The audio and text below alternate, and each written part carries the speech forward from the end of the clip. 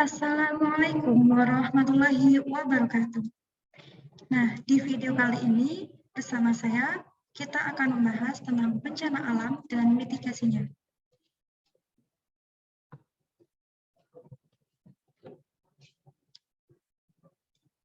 Sebelum lanjut, perkenalkan, saya Melia Andini dengan NIM 41014210056. Saya berasal dari daerah Wonosobo, Kabupaten Boyolali, Provinsi Jawa Tengah. Di video ini, bencana alam yang akan saya bahas terkhusus bencana alam yang rawan terjadi di daerah Wonosobo, daerah tempat tinggal saya. Tujuan dibuatnya video ini yaitu untuk memenuhi tugas dari mata kuliah pendidikan konservasi. Langsung saja kita masuk pada materi kali ini.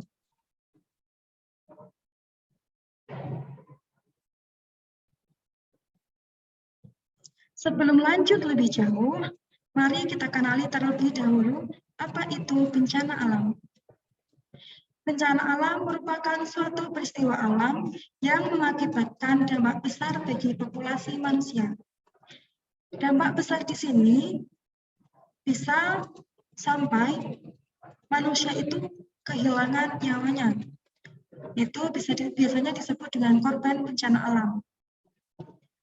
Pemukiman yang rusak, lingkungan rusak, tanah menjadi tidak subur, dan banyak lahan yang longsor dan rusak, sehingga di sini manusia sangat dirugikan akan terjadinya bencana alam.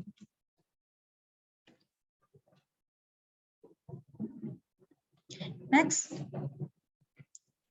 Seperti yang sudah saya sampaikan di awal tadi, di sini kita akan bahas tentang bencana alam yang rawan terjadi di daerah Wonosobo. Wonosobo sendiri kawasan rawan bencana alam tanah longsor. Mengapa demikian? Karena di daerah saya, daerah Wonosobo, merupakan daerah bukan terlalu dekat pegunungan, namun tidak dekat juga terlalu dekat.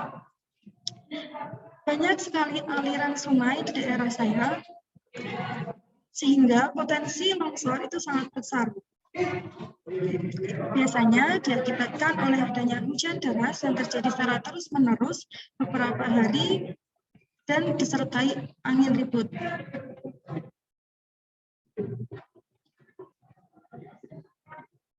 Nah, kita ketahui di sini tanah longsor biasanya diakibatkan oleh gempa bumi. Ya, gempa bumi karena pergeseran lempeng bumi. Gunung berapi.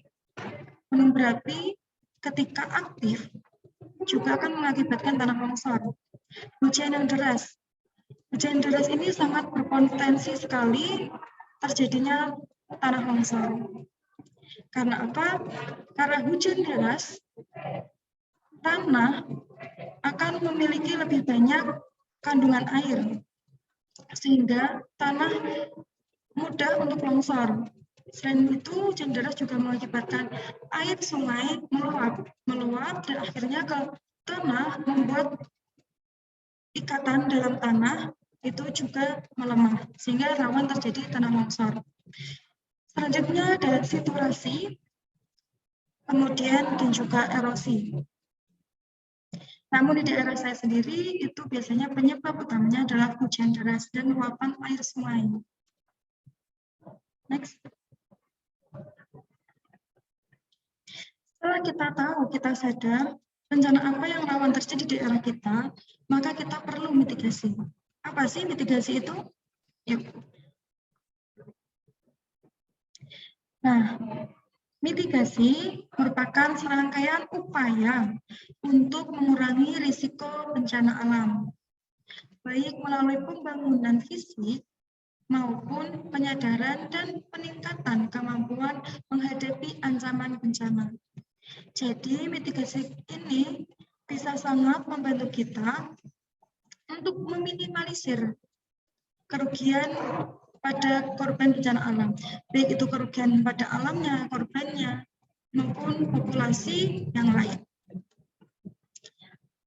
Nah, pengertian tentang mitigasi ini juga tertera pada pasal 1 ayat 6 Peraturan Perundangan nomor 21 tahun 2008 tentang penyelenggaraan penanggulangan bencana.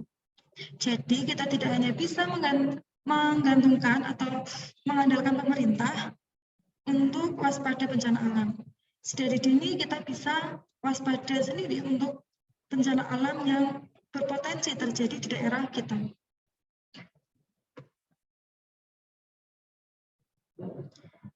Selanjutnya,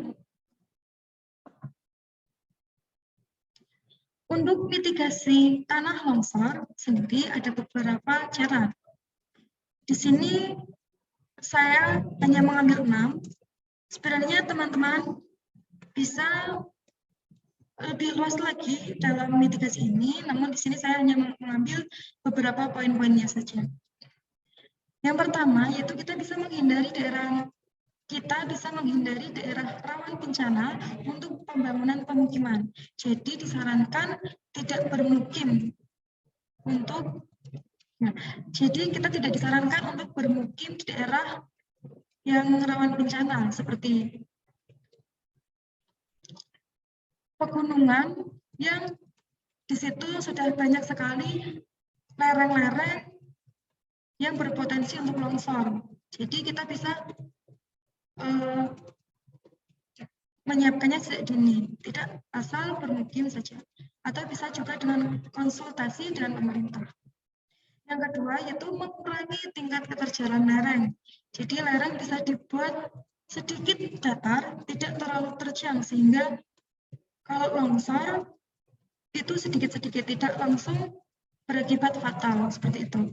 Yang ketiga itu pembuatan terasering dengan sistem drainase yang tepat. Drainase yang tepat itu bisa melindungi daerah lerengnya sehingga tidak mudah terjadi longsor yang besar, bisa bertahap seperti itu. Yang keempat, penghijauan dengan tanaman berakar dalam.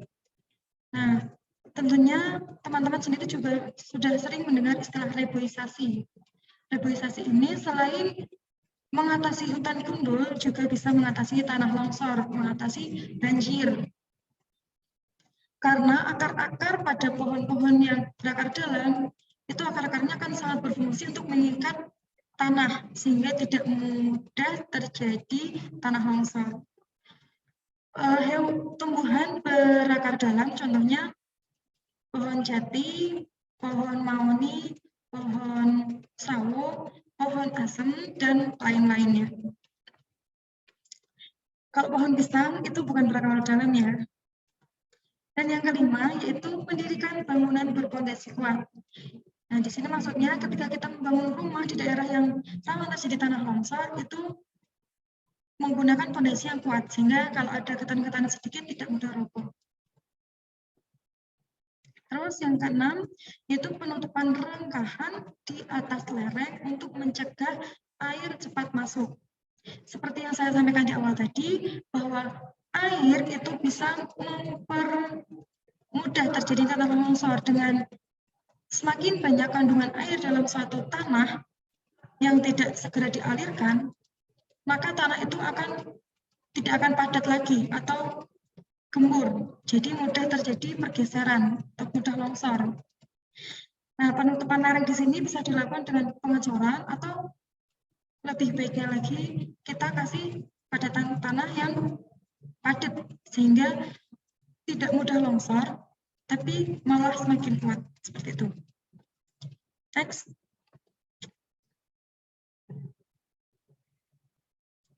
Oke. Setelah kita tahu potensi bencana alam yang akan terjadi di daerah kita tahu cara mengatasinya, kita tahu cara meminimalisirnya. Karena di sini, marilah kenali lingkungan kita. Jadi kita bisa berkenalan dengan alam sekitar kita, karena lebih baik mencegah daripada mengobati. Mungkin sekian presentasi dari saya. Terima kasih sudah menonton. Saya ucapkan terima kasih. Wabillahi taufiq wal hidayah, waridha wal inayah. Wassalamualaikum warahmatullahi wabarakatuh.